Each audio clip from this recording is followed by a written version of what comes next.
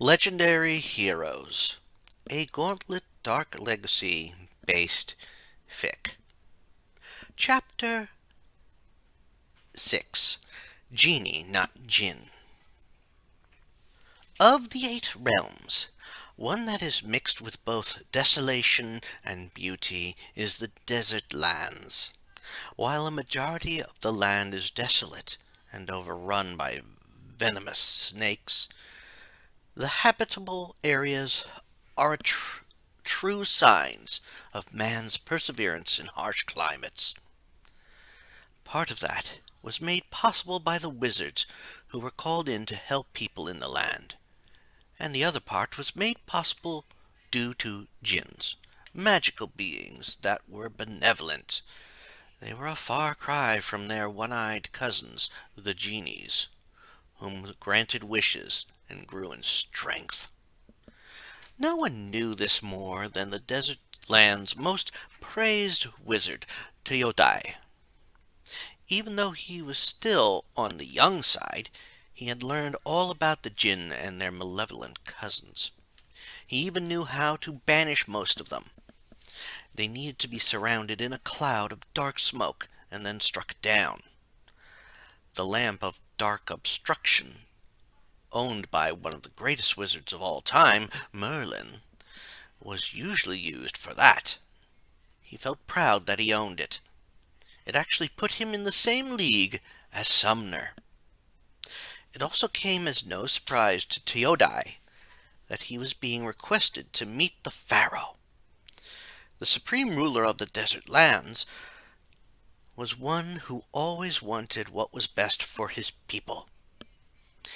He helped keep the monstrous nomads at bay, and like everyone before him, he also communed with the ancestors buried under the mystic pyramid. In their world, they always communed with their spirits, who, when called upon, would return to their mummified corpses to offer advice. This time, however, when Teodai visited the Pharaoh, he found that the ruler looked very troubled. It had been true that the nomads' attacks had picked up in both intensity and number, and that had to weigh heavy on the mind of the ruler. It also meant that the areas that provided both food and other essentials were producing less. No doubt Teodai would be asked to help in that matter.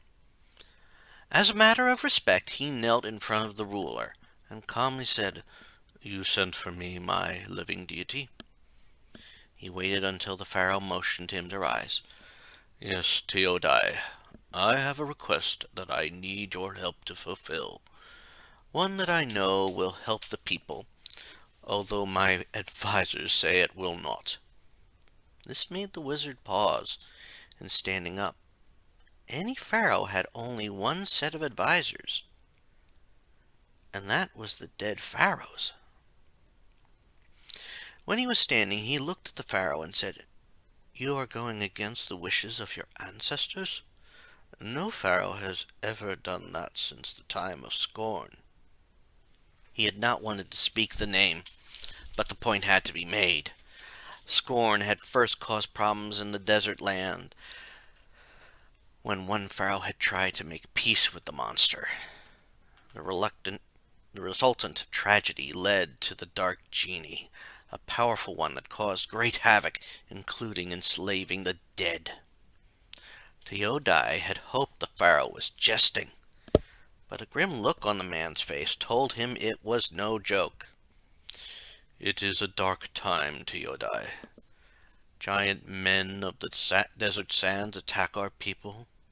No doubt it is the Dark Genie influencing things. My advisors say to destroy it. I want you to subdue it." The wizard felt a chill go through him. To control any genie was dangerous, but the Dark Genie meant risking their lives and powers. He also knew the proper course of action would be to destroy the foul creature. Still, his leader wanted the foul creature subdued. "I will do my best. I will need to find the proper lamp to obscure the creature's sight." Teodai hoped his statement would help to deter the pharaoh from his foolish course. To his surprise, the pharaoh shook his head. "There will be no need, Teodai.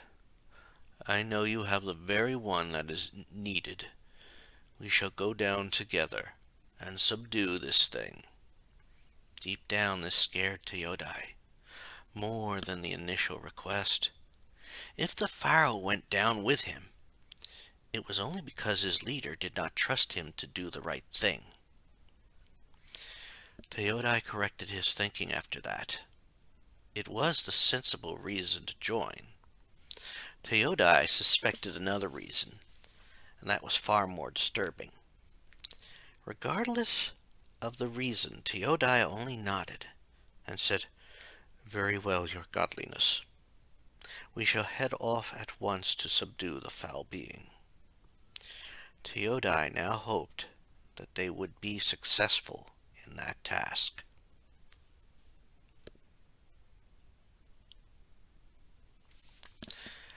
The time it took to reach where the dark genie was confined was long, but fortune had favored them. While reports of huge creatures of living sand were not the norm, Teodai had expected at least one of them to attack as they passed through the Temple of the Magi and even the Mystic Pyramid.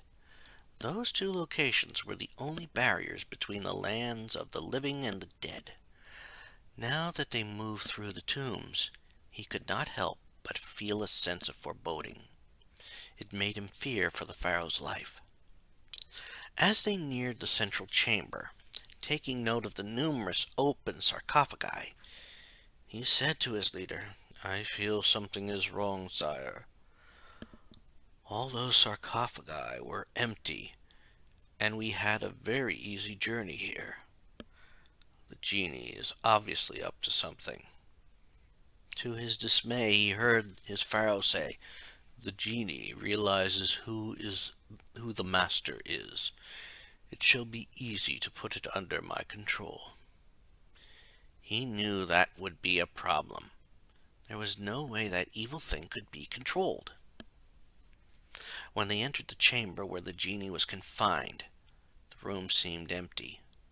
The only thing in it was the bottle the dark genie was confined in. Again, the sense of unease hit Teodai, and he also felt power. It was a power that was too much for just one man to combat. He also felt that the pharaoh's presence there was a folly. The people need him to be alive, and he was being too stubborn to listen.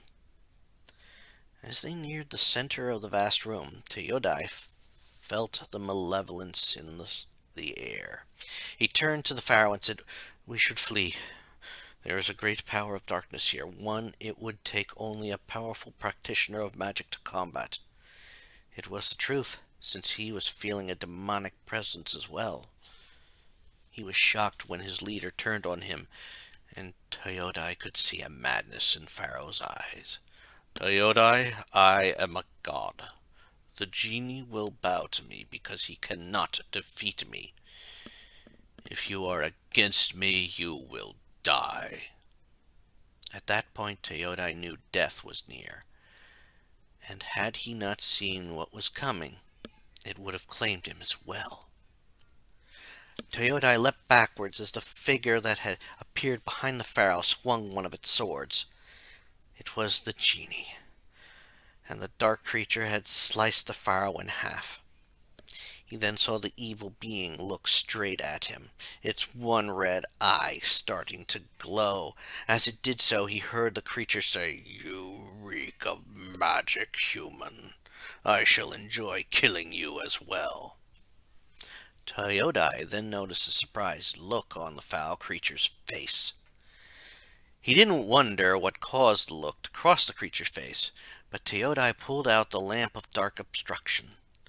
The second he had pulled it out, a thick black fog started surrounding the evil creature. He started to back away, hoping the fog would keep him safe long enough to do something to escape. When he was almost to the top of the stairs out of the pit, he froze, noticing his reflection in the lamp. His head had changed into that of the god Anubis, like in the legends of Merlin. Was he the one destined to defeat the genie? If that was the case, he knew he wasn't going to be able to do it alone. He needed help. There had to be other people blessed like he was. He was broken out of his thoughts when something caused the lamp to fly out of his hands. It was so swift and forceful that it had smashed through the ceiling of the chamber. He then found himself looking eye to eye with the genie, and heard the foul creature say, "So there is another of those fools. Even your legends cannot destroy me, nor my master Scorn. I shall turn all the people of the desert into my undead minions." Teodai leapt backwards as the blades came at him. He had jumped out of the way, but then he noticed the forms coming towards him. They were smaller forms of the genie, but just as deadly. He launched a few fireball blasts from his staff at them before dashing out of the genie's lair. He quickly made his way out of the tombs, but he was unsure of his next move. Very few of the guards had known that he and the pharaoh had made this trek together. Those that did know might suspect that he did something to the pharaoh. He needed to figure out a way to make sure people did not think the worst of him. In that moment, Teodai's eyes focused on one structure that was beyond the far side of the desert town that was his home. It was the ethereal structure that was Sumner's Tower. The few people who had ventured close to the structure had often said the landscape seemed to change around them, like two different surroundings were both there and not there. If anyone would know what to do, it would be Sumner. Teodai quickly made his way through the Temple of the Magi, and then through the town. He noticed as he did that the number of people out and about had decreased. It wasn't deserted, but it seemed to hint that something was going wrong in the area. Did the people seem to know that the pharaoh was gone? He shook his head at that thought, since no one could know. It was then he saw it. An odd door that didn't seem to match with a known home. He noticed the markings, and he knew what was happening. The brutish nomads of the desert were now breaching the town, and it would not be long until their more advanced fighters would start invading. The people were in trouble, and they needed their pharaoh, or even better, heroes to fight off the minions of Scorn.